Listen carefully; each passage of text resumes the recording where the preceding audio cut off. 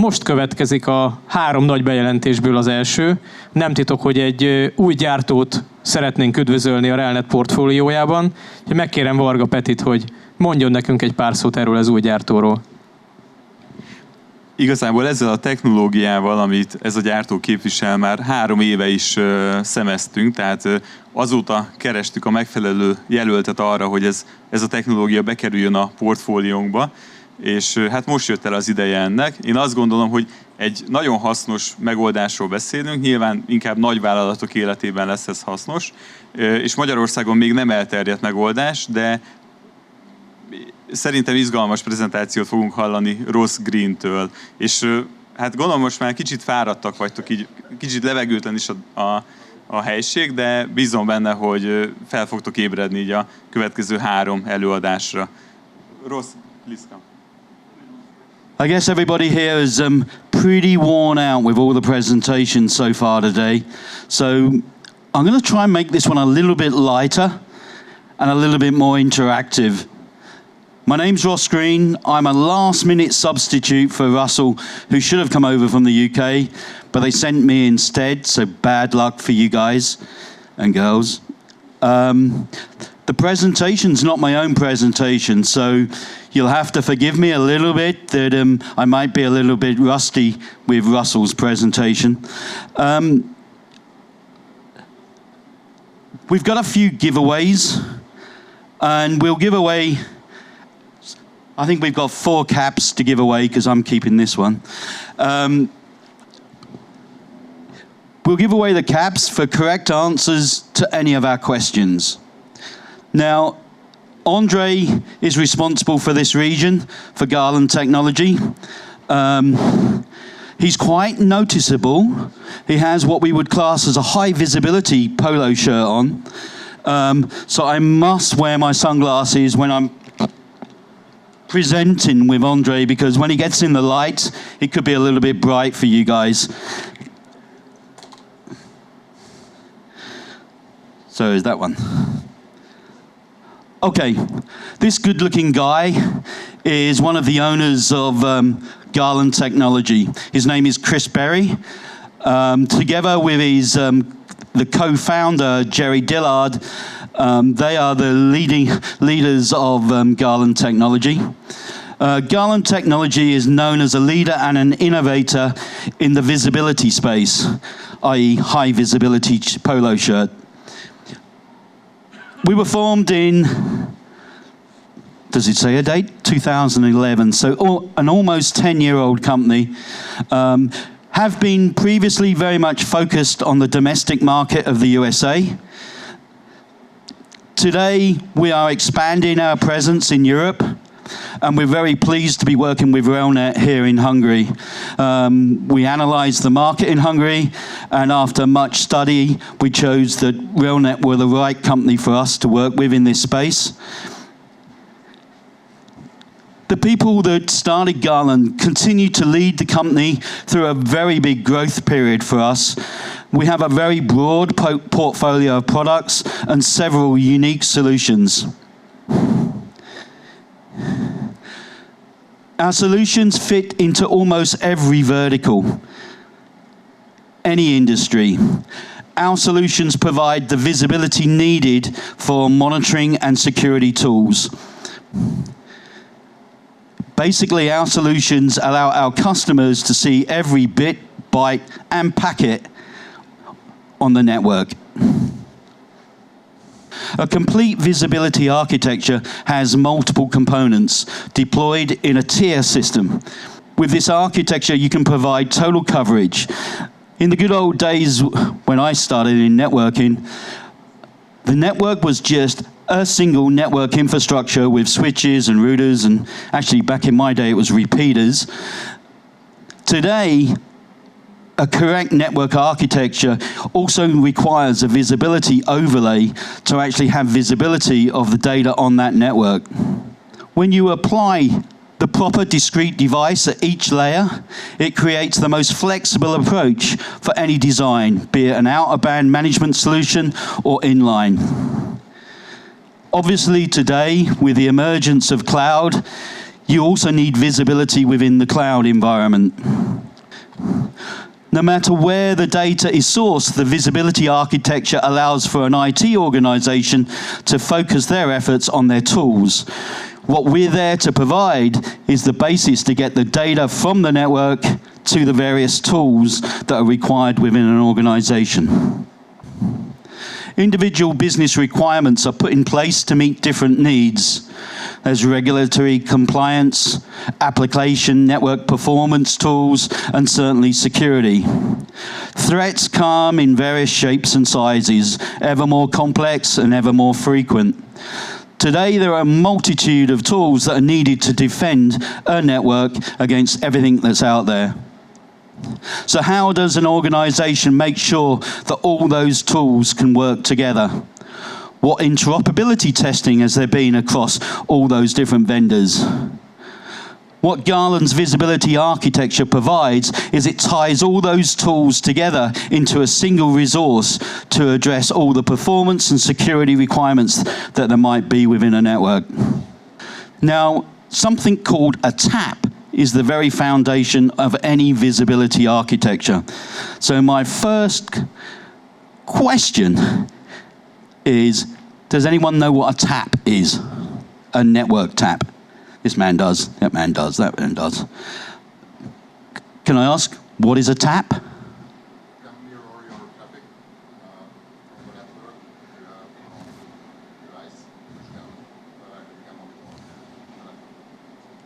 He wins a cap. So what a TAP provides is the ability to look at the traffic that's transferring from one port to another. So between a switch and a router. It just takes a copy of that traffic and passes it onwards to maybe a monitoring tool or a security device. Now, the tools that people use within their organization for monitoring their network have a limited number of ports. So the limited number of ports that they have would limit the amount of network traffic that they can actually monitor. So you require products that can actually take multiple TAP access points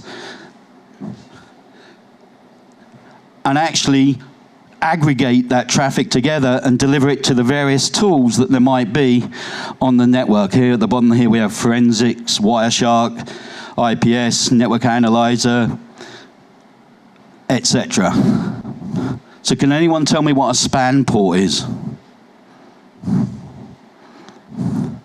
Okay, span, okay, everyone here's Juniper. So Juniper wouldn't call them span ports. I think Juniper might call them mirror ports. But on a switch, you can obviously set up one, maybe two, in some cases even three of the ports on the switch to actually take traffic. You can actually mirror the traffic from other ports to those ports, which can then be delivered to an analyzer. So why would you use a TAP if you've got span ports already on the switches? There's several reasons why you require to use a TAP. Firstly, the span ports on a switch are at a lower priority than the actual data traffic ports. So if the switch utilization increases, so it doesn't pass every packet to the span port. So you don't get total visibility. Now, you might say, okay, my network's only running at 25% utilization, so therefore my span port's okay. Actually not true. Because what happens is when you have a problem on the network, typically you have lots of retransmits. So the traffic actually rises at that point. So at the point when you have a problem, the traffic load is typically much higher than 25% utilization. Therefore, the switch is no longer passing copies of that traffic to the mirror or the span port. The other thing is the span ports and the mirror ports won't see packets that are in error. Again, that can be an issue. So what we have is a TAP. With a TAP, it will take every single packet and actually do a copy of that packet out of its monitoring port. So you have 100% visibility, and the traffic itself is not impacted in any way. Even if you lose power to the tap, then we have a fail-safe design where the traffic will just pass straight through. Having said all of that, there is still a place for spam ports. So typically within an architecture, you'll have a mixture of taps and spam ports to monitor traffic. So let's take a look at a tap. Now, sometimes there's a requirement for a special type of tap. In fact, in reality, there are multiple types of tap. There are purely passive taps for fiber connectivity. So where you have a fiber connection and you want to tap a fiber connection, we would use a passive tap typically. And in that case, we just split the light. So we just take some of the light budget between ports A and B, we split it and take some of that light, direct it out so that it monitors the overall traffic. We also have an aggregation and regeneration capability in taps. For example, the very basic tap on a 1 gig link would have 1 gig traffic in one direction, and if it's a full duplex connection, as they typically are, there's 1 gig in the other direction. So therefore, you're trying to put 2 gigs of capacity down a 1 gig pipe out to your monitoring port. So what you can do is split that out to 2 ports, so you see the traffic in both directions across the 2 ports. Then we have a type of tap which we call a bypass tap. With a bypass tap, it's used for where you want to connect inline devices, such as a next generation firewall, an IPS. In those instances where you're connecting a device directly into the network, what we do in this instance, and I'll walk over to this side very smartly, in the bypass mode, in this instance, we're tapping a link between a router and a switch, or should I say router, because we're an American company, of course. In this instance, the blue is one direction of traffic, comes into the A port, it's directed out of the C port, through the device, which could be a next-gen firewall, back into the D port, out of the B port to the switch, and the traffic in the other direction passes this way. So we're passing the traffic through the inline device. Now the thing that we do here is we also send a heartbeat packet backwards and forwards from this device. So if this device should freeze, like a software freeze on a firewall, we would note that the heartbeat's missing. And what we would do is we would put it into a bypass mode, where we just in fact, it's this one. In bypass mode, we direct the traffic directly between the A and B ports, so the network stays up. We still send traffic to the device, because we're waiting for it to wake up. And if it wakes up and we start seeing the heartbeat again, then we can drop back into this mode, and we would send an alert to say that. Why is it useful? Because most firewalls these days have a fail-safe facility within the firewall. So if the power went, it would drop offline and keep the connection in most instances. With a software freeze, there's no guarantee that it will do that. The other thing is for planned maintenance. So when you want to, let's say, do a configuration change on your firewall, you can, by a flick of a switch or hit of a keypad, put it into this mode, do your configuration on your firewall, your network's still up, hit the switch again. I would say that you can then, because you're still seeing the traffic, you can check that your configuration is correct. Then you can hit a button on your keypad and drop your firewall back into the network. Okay, so then people say, oh, I've got a high availability configuration. It doesn't make any difference. You can still do the same thing in a high availability configuration. You can force it to fail over to the second firewall in a high availability configuration. make your changes, bring it back online. Other reasons why it's really nice to have this would be, let's say you want to make a physical change of one of the firewalls. It's easy just to drop it out, very quick to drop it back in. You don't ever touch the cables between your router and this switch. So most organizations today will always look to connect their firewalls, their intrusion prevention systems, using a bypass tap. In the event of a power loss, and this applies to all the products, our products would automatically drop into a fail-safe mode and pass the traffic. So I mentioned that we have some quite unique products. This product family is unique to us. We call it the Edge Lens. This is a combination of a bypass switch or a bypass tap, or in this instance we've got 4 bypass taps, together with a packet broker. Now I'll take a step back. There we go. A packet broker is a product where we can take multiple feeds from different monitoring ports and then redirect those feeds to appropriate tools, to appropriate monitoring tools. Okay, so let's say we're taking 10 feeds and we're sending them out to 2 tools that have 1 gig monitoring ports, maybe a couple of Wireshark PCs, and the 10 feeds coming in are all 10 gig ports. To overcome the issue with regards to the fact that we're trying to put 10 gig into 2 gig, sorry, we have filtering within the packet broker, so some of the traffic you might not be interested in, filter it out. Or maybe only one of the monitoring devices is only interested in certain types of traffic, you can direct that traffic to that device. Maybe you've got multiple monitoring devices, you can set up load balancing so that the traffic from all the monitoring ports are load balanced across multiple monitoring tools. So what we've done here is we've combined a packet broker with the bypass technology. And in this instance, what you can do is you can, what we class as daisy chaining, your security devices.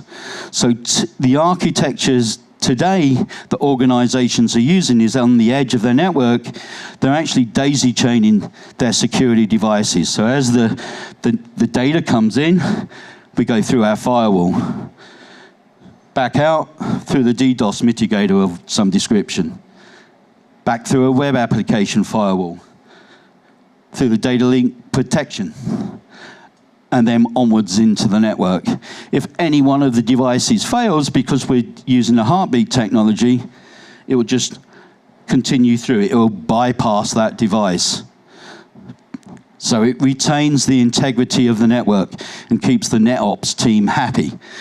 So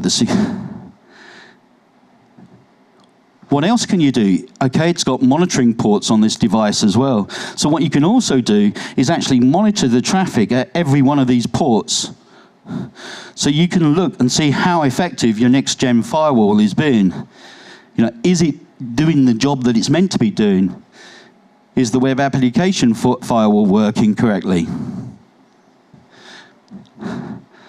And here's an example of just that, where between our router and a switch of our main network, we've connected an Edge Lens product, we've connected an inline security device, and then what we're doing is we're taking feeds of the data before and after that security device, putting it out to packet capture, forensics, whatever. The way we do that is basically on entry, before it enters the inline device, we add a VLAN tag, and then when it exits, we add another VLAN tag. So your monitoring tool sees both of the VLAN tags and says VLAN tag A is before, VLAN tag B is afterwards. Security issues are not unique to one individual industry. Neither are Garland visibility solutions. Our portfolio of products, we, as I said earlier, are across all verticals. I'm not going to go into any details on these. We have case studies that are available on our website, and you can see solutions that we've provided for various verticals. And because we're standards-based approach, we fit into all sorts of different types, not just enterprise environments, but also across telco space, utilities. What's the M one? I think that's an MSSP. So how do all these various parts of a visibility architecture come together to provide a single, robust solution? We have network taps. We take the output from our network taps and supply it to what we call the aggregation layer. So we have what we call advanced aggregators. These advanced aggregators have filtering, load balancing, packet slicing in some instances, to take these feeds, and then they would feed them onwards to typically a packet broker. A packet broker tends to have advanced features, so not just filtering and load balancing, but it would also have features like deduplication. So typically in an environment, certainly in a span environment, where you're taking lots of different span feeds, you'll get duplicate packets sent back. So you'll see the same packet on multiple ports. So what we do, so as not to overload the monitoring tool with all these duplicate packets, we remove the duplicate packets. We'll also do things like packet slicing. So in some instances, you only want to see the header. Maybe you don't want to see the whole data payload, you just want to see the headers. So we can packet slice and actually reduce the size of packets to feed to the monitoring tools. And then the other aspect of a complete visibility architecture is the security tools, adding inline security tools. So maybe it may be just using a bypass tap, or it could be using something like our EdgeLens product, which combines multiple bypass taps together with packet broker functionality, all in a one U box. Now, as a company, we are, for you, an enabling company. We're not here to go out and say, hey, you need to be selling our products, go out and blah, blah, blah. Typically, our products are add-ons to every other sale. So every time you go out and sell a firewall, you really should be selling a bypass tap. We are about providing the technology on the left, on your right,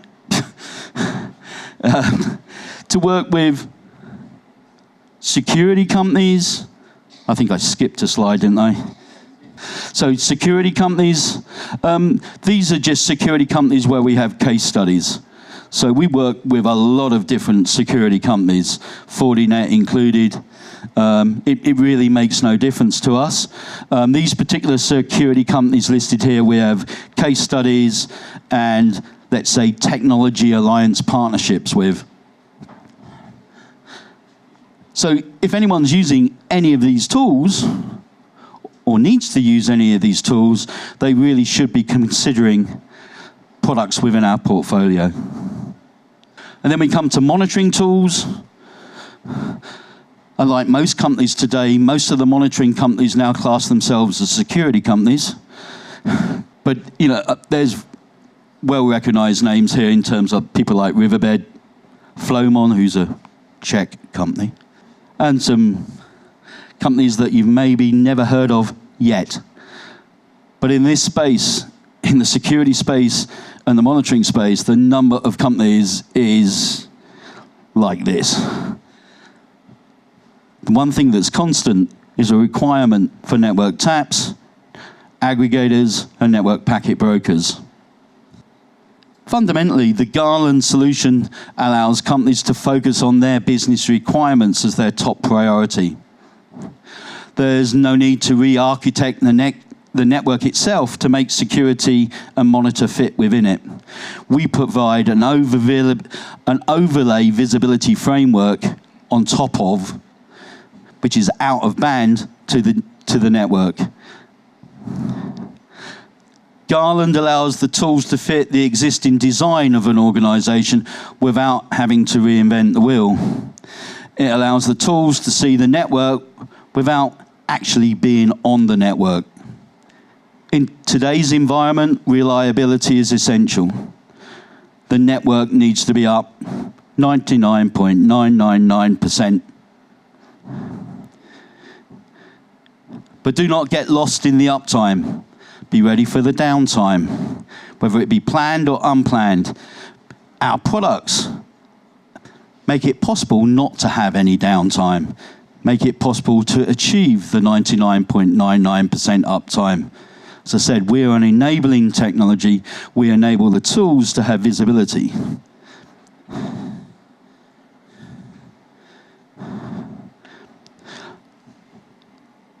I know that was short, maybe not sweet, but it was short.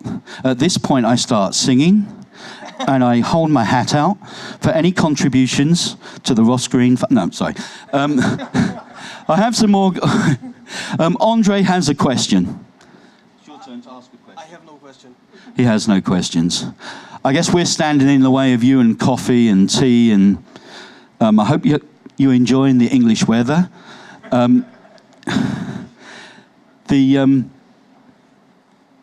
I'd just like to say one thing. As a company, we're very committed to Europe and to Hungary. We want to make it work. We're here to help you. We'll absolutely come out and support you. If you think you might have a glimmer of an opportunity, call Andre. We've even got your own personal picture of Andre, just to remind you, but he's not in his high-vis polo shirt.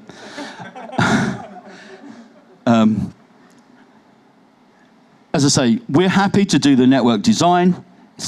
We're happy to support you in any way we can. Thank you very much.